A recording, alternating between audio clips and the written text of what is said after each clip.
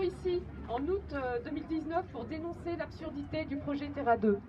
Plus d'un an après cet événement, nous sommes à nouveau présents ici et maintenant pour dénoncer haut et fort la gestion de l'aménagement de la ZAC des Portes du Tarn et en particulier ce projet.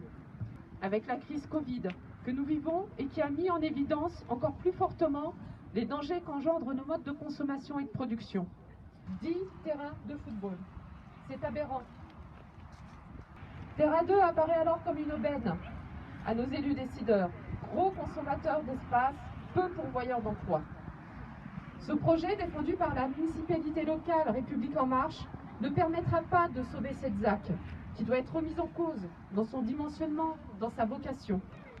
Notre conviction est que nous pouvons faire de la catastrophe annoncée un atout, un modèle de la transition écologique locale. Cela nécessite du courage. Le courage d'avouer que les décisions qui ont été prises sont dépassées. Le courage de rêver un autre développement. Le courage de porter des projets novateurs en associant les premiers concernés, les habitants. Nous marquons aujourd'hui notre détermination à ne pas laisser les élus en place nous mener droit dans le mur. Notre détermination à préserver notre environnement et notre cadre de vie et notre détermination à soutenir un modèle économique local et circulaire.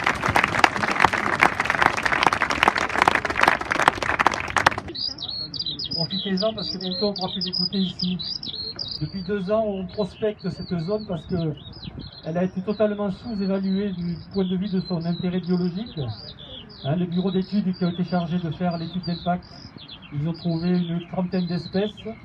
Nous, bénévoles, on en est à plus de 100 aujourd'hui, d'espèces d'oiseaux, parce qu'il n'y a pas que des oiseaux, il y a des insectes, il y a des amphibiens, des reptiles et de la faune, de la flore. Suite à nos découvertes, le CNPN, Conseil national de protection de la nature, a donné un avis défavorable à Terra 2. Et bien sur 2 km², il y a 100 espèces d'oiseaux entre le 1er janvier et le 31 décembre. Et ça fait partie c'est un message qu'on lance aussi au-delà de Terra 2. Il faut lutter aujourd'hui contre l'artificialisation des sols, que ce soit des plateformes logistiques, ou des supermarchés, ou des entrepôts. Voilà, le but c'est de résister parce qu'au rythme où on va, tous les 7 ans, il y a un département français qui est artificialisé par le béton et le goudron. Je crois qu'ici, on voit bien qu'il y a un lien profond entre la question de la justice sociale, des emplois décents, des emplois pour toutes et pour tous, et la question de la préservation de la nature. Ils nous disent que nous sommes fous, ils nous disent que nous sommes idéalistes, ils nous disent aussi que nous sommes rétrogrades, accrochés à un modèle du passé.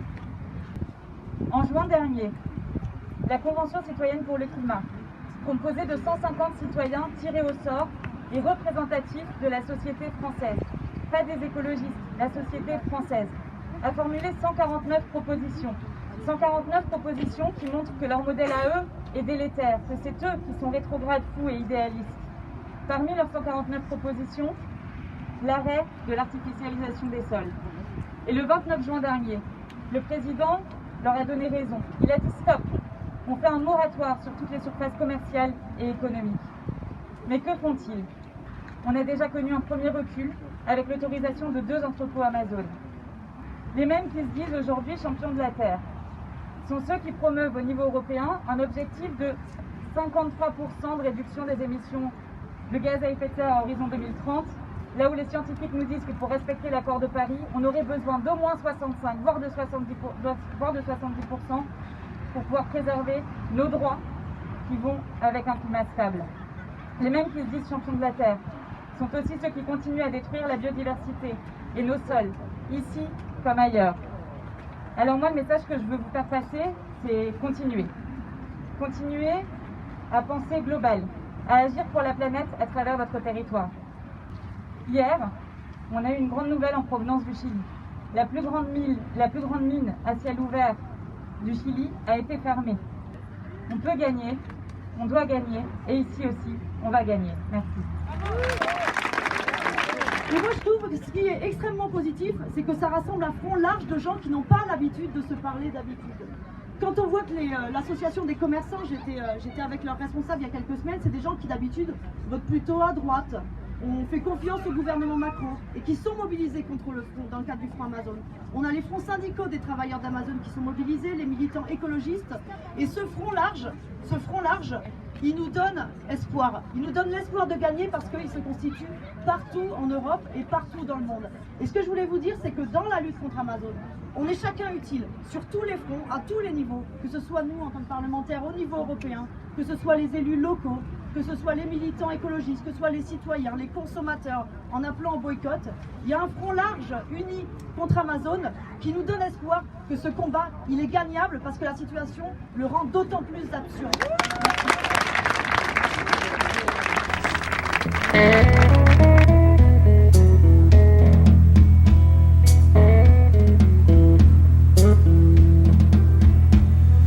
The guns they pounded the blue sky to black, and the farmers fought with us with blade in hand. Pourquoi il faut se mobiliser? Parce que ce projet est un projet du siècle dernier. Ça a été dit à plusieurs reprises. On n'est plus là sur l'avenir, on n'est plus sur l'économie d'après, on est vraiment sur l'économie d'avant. Et qu'est-ce que ça veut dire, cette transformation écologique? Ça veut dire que tout le contraire de ce qui va être ici. Encourager la proximité et encourager la proximité.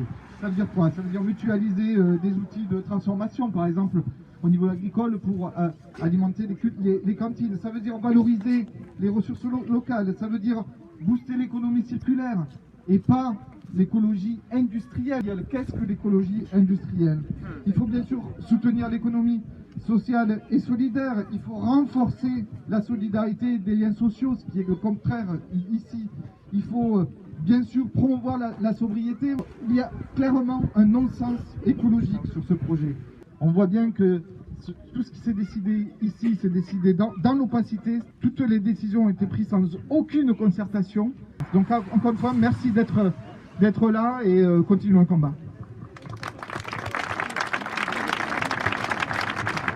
Cette affaire du e-commerce, effectivement, est un problème pour la destruction des écosystèmes localement. Et je voudrais vous alerter sur notamment un point particulier, ce triptyque éviter, réduire, compenser qui est inscrit dans le droit de l'environnement et qui en fait, pour moi, est une imposture. La production d'objets de faible qualité dont on n'a pas besoin, produits à l'autre bout de la planète, donc ça participe au déménagement du monde. Alors le combat que nous pouvons mener, nous, et que nous menons à l'Assemblée nationale, rapidement, ça a démarré au mois de juin avec une proposition de loi transpartisane demandant un moratoire sur l'implantation des plateformes logistiques. Bon. Vous rappelez que c'était en juin, ce moratoire, cette proposition de loi a été signée par une députée qui s'appelle Barbara Pompili. Elle est devenue ministre de l'Environnement. Et alors, de moratoire sur les zones, sur les implantations d'entrepôts logistiques, il n'en est plus question. Maintenant, elle parle de regarder comment on va freiner l'implantation des zones commerciales, ce qui est une autre problématique, mais qui n'est pas celle des entrepôts logistiques. Ils ne sont pas soumis aux mêmes réglementations. L'amnésie est un mal qui frappe assez fort la Macronie, et je vous invite à ne pas les laisser s'installer dans cette amnésie. Je pense qu'ici aussi, vous avez des gens qu'il faut absolument interpeller. Je pense notamment à la députée Verdier-Joucla, qui, je pense, est députée non loin d'ici. Une des armes que l'on a, hormis cette résistance sur le terrain à laquelle on apporte tout notre soutien, c'est bien sûr que ces gens-là, on les dégage rapidement, parce qu'ils prennent des positions qui sont contre l'environnement, contre le développement économique respectueux, effectivement, des salariés. Bref. Il faut qu'on en finisse rapidement avec la Macronie, il ne faut plus leur laisser de sursis. N'oubliez pas que tous ces gens-là sont responsables aujourd'hui de tout ce qui nous arrive ici, au niveau de l'environnement, mais aussi au niveau de l'économie. Voilà ce que je voulais vous dire sur les combats à mener, les combats politiques. Nous les menons à l'Assemblée nationale, vous le savez, sans reculer à aucun moment, sans négocier sur quoi que ce soit. L'environnement aujourd'hui ne supporte plus le moindre recul. Voilà, il n'est plus temps de reculer. Il faut maintenant avancer sur le droit environnemental, sur la protection de la planète et sur la sauvegarde de nos écosystèmes. Voilà, merci beaucoup à toutes et à tous.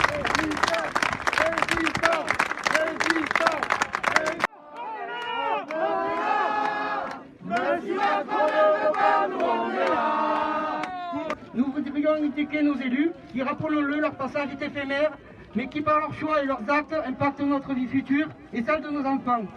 Cela nous affecte et nous infecte. Vous le savez, un géant du e-commerce compte s'installer ici. Pour ça, on a demandé à des agriculteurs de quitter leurs terres.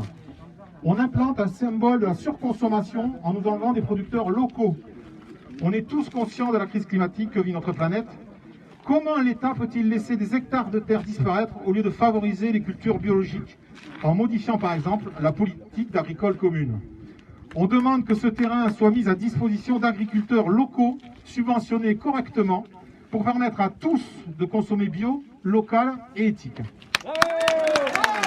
Ce sont les citoyennes et les citoyens de notre pays qui doivent décider des chantiers à mettre en œuvre et non leurs prétendus représentants soudoyés par des intérêts économiques.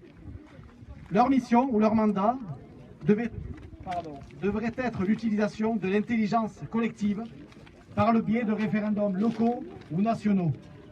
Ceci étant le seul et unique outil démocratique légitime pour la prise de décision collective.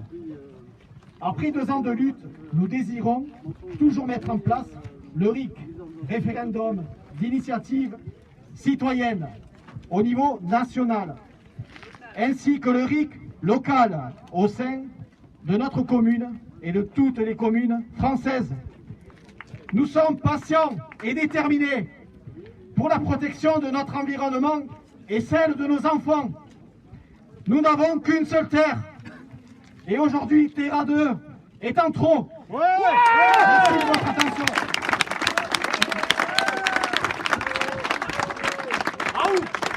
Notre alimentation au quotidien, on bouffe des saloperies si on ne fait pas attention. Et de toute façon, même si on fait attention, de toute façon, on est tous concernés par une intoxication au glyphosate. Le glyphosate, c'est une molécule qui n'existe pas dans la nature. Et donc, le fait qu'on en ait, quand on fait un prélèvement d'urine et qu'on contrôle notre taux de glyphosate, c'est pas normal. Donc nous, au mois d'avril de l'année dernière, on a fait 71 prélèvements. Il y avait 71 taux de positifs au glyphosate. Donc l'idée, c'est de porter plainte contre le ministre de l'Agriculture, contre tous les gens qui travaillent dans les commissions diverses et variées, et de porter plainte pour empoisonnement, mensonge aggravé. Et voilà. Et donc ça, c'est ce qui s'est passé dans le Tarn. Pour vous donner un ordre d'idée, on est à peu près à plus de 5000 dépôts de plainte dans toute la France en ce moment. Donc on attend la suite.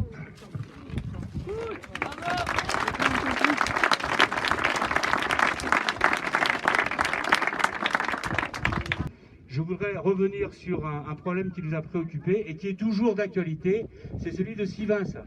On peut penser que c'est terminé, ça a été abandonné. En fait, c'est toujours sur le tapis, c'est toujours en instance. Les gens qui ont voulu ce barrage le veulent toujours, et le veulent toujours aussi gros. Donc en fait, aussi gros et aussi destructeur. Nous avons notre mot à dire sur le territoire, même si nous ne sommes pas élus. Nous vous invitons le 3 octobre à l'Isle-sur-Tarn, parce que c'est le fief de Madame Lerme, qui est un des artisans du futur.